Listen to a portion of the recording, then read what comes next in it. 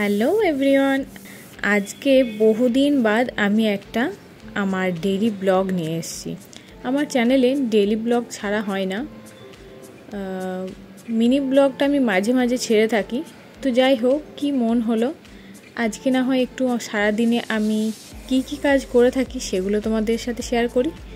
আজকে দিনটা যদিও একটু অন্যরকম ছিল, কেননা অন্যদিন সকালে হাজব্যান্ডের জন্য রান্না টান্না করা থাকে, ও খেয়ে প্রায় 8:30 থেকে 9টায় বেরিয়ে যায়। অন্যদিন ও সকালে ভাত খেয়ে যায়। আজকে ওকে একটু ঘুগনি বানিয়ে দিয়েছিলাম, কারণটা ছিল বাইরে ওর একটা প্রোগ্রাম ছিল, যার কারণে বলল ও ওখানেই খাওয়া দাওয়া করবে। যদিও সেটা হয়নি, ও আবার ঘরেই চলে এসেছিল। এদিকে ওর বেরিয়ে যাওয়ার পর আমি চলে এলাম রুমটা একটু গুছিয়ে নিলাম, আর সাথে একটু ক্লিনও করে নিলাম।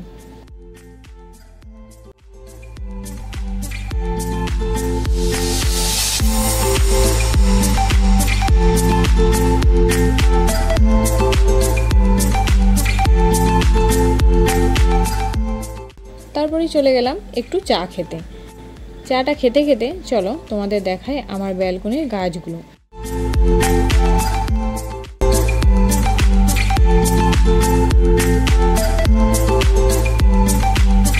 এই দেখো, আবার 3টে গাঁদা গাছ এনেছে।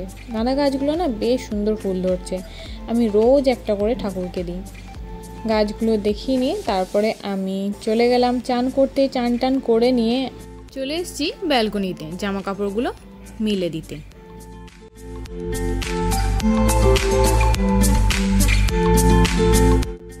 এখানে সকাল 8:30 থেকে প্রায় দুপুর 2-3টে অবধি ধরো এত তীব্র রোদ থাকে যে জামা কাপড় মিললে তা 2 ঘন্টার মধ্যেই শুকিয়ে যায়। তবে সমস্যা হয় যদি বৃষ্টি আসে, তখন আবার ভারী চিন্তায় পড়ে যায় জামা কাপড়গুলো নিয়ে, কেননা খেয়াল রাখতে হয় যে কখন বৃষ্টি চলে আসবে, এখনই ভিজে যাবে। তারপরে চলে গেছি ঠাকুর ঘরে পুজো দিতে। পুজো দিয়ে তারপরে এখন বাজে প্রায় 10:30। আমি তখন একটু সকালে যে ওর জন্য ঘুগনি মুড়ি বানিয়েছিলাম ওটা একটু খেয়ে নিলাম। খেয়ে নিয়ে এরপর তো দুপুরে রান্না। আজকে আমি ভাবলাম যে একটু সিদ্ধই বানাবো। আর এদিকে দেখো, আমি তো লক্ষ্যই করিনি যে আমার মানি প্ল্যান্ট গাছটা একদমই নষ্ট হয়ে গেছে। আসলে এই মানি প্ল্যান্ট গাছটা না আমাদের কিনে আনা নয়, এক জায়গায় আমরা একটু ডাল পেয়েছিলাম, সেটাই লাগিয়েছিলাম। কিন্তু এটা আমরা ঠিক শিওরও ছিলাম না যে কোন প্রজাতির মানি প্ল্যান্ট ছিল। তো যাই হোক, এটা নষ্ট হয়ে গেছে। পরে আমরা আবার একটা নতুন কিনে আনবো। এদিকে তোমাদের সাথে গল্প করতে করতে আমার খাওয়াও কমপ্লিট। তারপরে চলে গেলাম রান্নাঘরে। কুকারে অল্প একটু ভাত চাপিয়েছিলাম, আর তাতেই আমি আলু সিদ্ধও দিয়ে দিয়েছিলাম। রোজ তো ওই একঘেয়েমি মশলার তরকারি খাওয়াই হয়, কিন্তু ওই সিদ্ধ খাবারটাই খাওয়া হয় না। তো যেদিনই হাজব্যান্ড একটু বাইরে লাঞ্চ করে, তো সেদিনে আমার মনে হয় একটু আলু সিদ্ধ, কলাই সিদ্ধ, ঘি ভাত হলে যেন পরম তৃপ্তির খাবার হয়, আর আমি সেটাই করি। অন্যদিন আমি প্রায় 11টা এরকম টাইম করে ভাত খেয়ে নিই সকাল সকাল রান্না করে। কিন্তু আজকে ও ঘরে ফিরে যাওয়ার কারণে এই টাইমটাও আমার একটু চেঞ্জ হয়ে গেছে। এদিকে কুকার আমি ভাতটা বসিয়ে দিয়েছিলাম, তো সেটা আমি চেক করে নিলাম যে ভাতটা হয়েছে কিনা। ভাতটা হতে আর একটু টাইম লাগবে। আর এখানে আলুগুলো এতই ভালো, খুবই তাড়াতাড়ি সিদ্ধও হয়ে যায়। ভাত হতে না হতেই এদিকে দেখি আলুগুলো সিদ্ধ হয়ে গেছে। তো আলুটা আমি মেখে নিলাম। আর এখন তো হালকা হালকা শীত প্রায় পড়েছে। দুপুর দিকটা গরম হলেও সকাল সন্ধ্যা বেশ ঠান্ডা লাগছে। আর এখন তো ফুলকপি, ধনেপাতা, মটরশুঁটি, গাজর, টমেটো এইসবেরই সিজন আসছে। তো আজকে ফ্রিজে দেখলাম বেশ কয়েকটা টমেটো ছিল। তো সিদ্ধ ভাতের সাথে যদি একটু টমেটো পোড়া করে মেখে নেওয়া যায় তাহলে বেশ জমে যায় খাবারটা।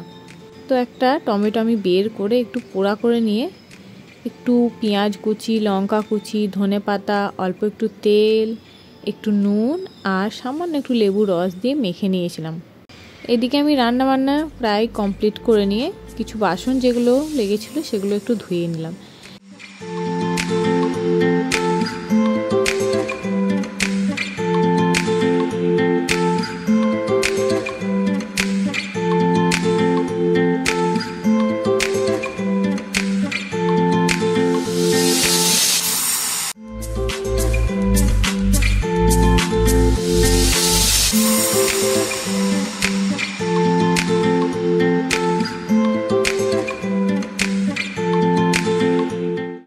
আর এখানে জলে লবণের মাত্রা এতই বেশি যে জানো পায়ের নুপুরটা, এমনকি হাতে একটা ছোট ধাগা আছে, সেটাও কেমন কালো কালো হয়ে গেছে, যেটা আমার বাড়িতে থাকতে কোনো দিনে হতো না, কিন্তু এখানে আসার কিছুদিনের মধ্যেই দেখছি নুপুরটা একদমই পুরো কালো হয়ে গেছে। যাই হোক, ওটা আমাকে পরিষ্কার করে নিতে হবে পরে। জলটা এখানে এমনই যে পরিষ্কার করেও আবার লাভ নেই, আবার যেন কালো হয়ে যাবে।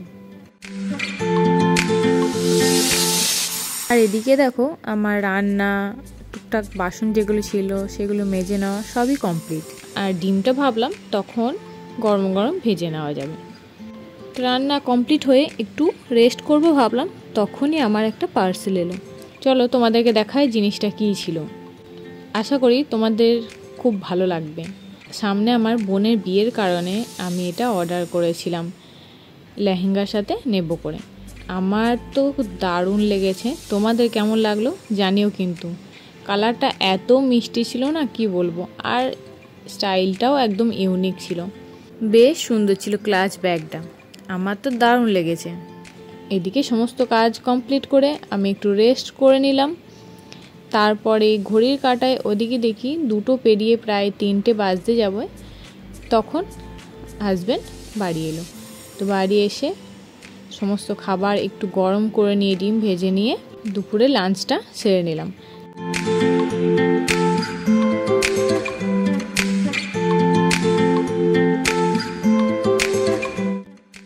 দুপুরে লাঞ্চ কমপ্লিট করে ফ্রিজে দেখলাম একটু পেয়ারা আর মোসাম্বি ছিল, একটু কেটে নিলাম, কেটে দুজনেই খেয়েও নিলাম। খেয়ে একটু রেস্ট করতে হবে, কেননা আজকে রাত্রে একটা প্ল্যানিং আছে।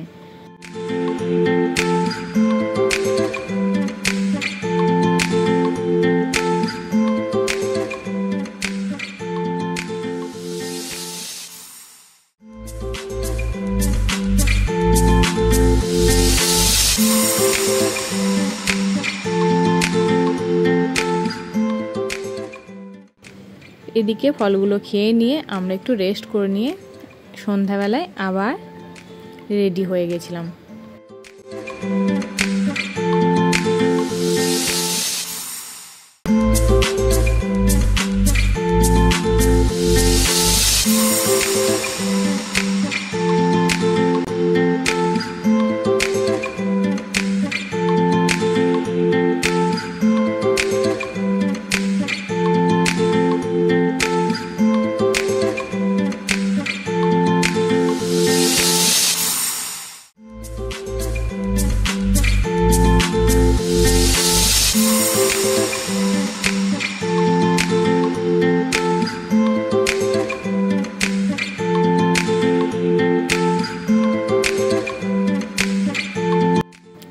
রেডি হয়ে চললাম একটু ইস্কন। আজ ছিল রাস পূর্ণিমা। রাস পূর্ণিমাতে ইস্কনে বেশ ধুমধাম হয়, আর ওখানে দেখলাম গীতা পাঠও হচ্ছিল। আমরা গিয়ে একটু শুনলাম গীতা পাঠ, তারপরে ওখানে প্রসাদও দিচ্ছিল। প্রসাদ খেয়ে চলে গেলাম গিরিরাজ সিনেমা হলে। আজকে আমাদের একটা 3D মুভি দেখার ছিল। নিউ একটা মুভি রিলিজ করেছে কাঙ্গুবা, সেটাই আমরা আজকে 3Dতে দেখতে গেছিলাম। সিনেমাটা বেশ ভালো ছিল, কিন্তু এখনকার দিনে একটা সমস্যার কথা বলি, যেটা আমার খুবই বিরক্ত লাগে। প্রত্যেকটা সিনেমাতেই দেখি পার্ট 2 রেখে দেয়। এটা কেমন যেন একটা বাজে জিনিস লাগে আমার। তোমরা কি বলো?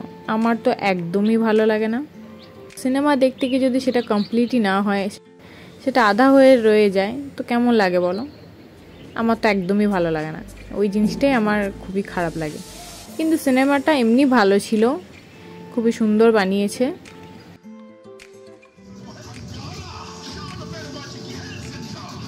আমাদের শো টাইম ছিল 10টা থেকে, আমরা ফিরলাম প্রায় 1টা বাজতে যাবে তখন, যার কারণে আমি আর ভিডিওটা কন্টিনিউ করতে পারিনি। তো এসে একদম শুয়ে পড়েছি। আজকের ভিডিওটা এটুকুই, এখানেই শেষ করছি। ভালো লাগলে প্লিজ একটা লাইক করো, আর আমার পাশে থেকো সবাই। তোমরা সাপোর্ট না করলে আমি কিভাবে এগিয়ে যাব? আমার ইন্সপিরেশনটা কিভাবে বাড়বে যে আমি আবার আরও ভিডিও করব? তো প্লিজ একটু পাশে থেকো তোমরাও। আর চ্যানেলে নতুন হয়ে থাকলে একটু সাবস্ক্রাইব করে দিও। যাই হোক, at last thank you for watching this video. আজকের মতো এখানেই আমি ব্লগটা শেষ করছি। Tata, bye bye, good night.